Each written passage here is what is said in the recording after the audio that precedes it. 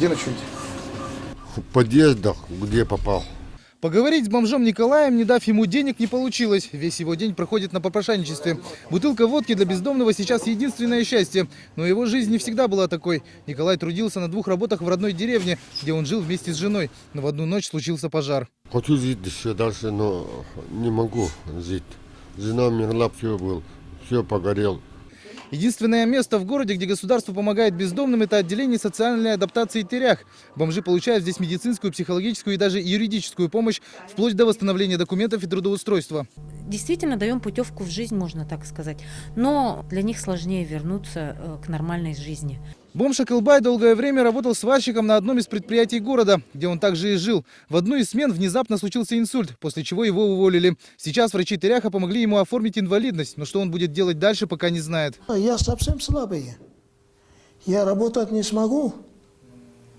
Я хожу-то еле-еле. За прошлый год специалистами выявлено 60 лиц без определенного места жительства. Но это капля в море по сравнению с тем, сколько их числится в республике. В 2015 году по официальной статистике в Якутии насчитывалось более 1600 бездомных. Из них только 83 человека были устроены в дома-интернаты, 70 человек отправлены к родственникам и еще 83 человека все-таки смогли устроиться на работу с проживанием. Центр социального обслуживания проводит огромную работу в отношении бездомных. Но, по словам специалистов, главной проблемой является нежелание самих бомжей принимать помощь. Желание поддержать огромное, но это не должно быть игрой в одни ворота. То есть человек, который нуждается, тоже должен понимать свои права на счастливую, достойную жизнь. Впрочем, есть и те, кто считает такую жизнь временной. Николай все еще надеется уехать на родину и устроиться на работу. Скоро работать буду. Я и рабочий человек. Все-таки. Ну вот и здесь.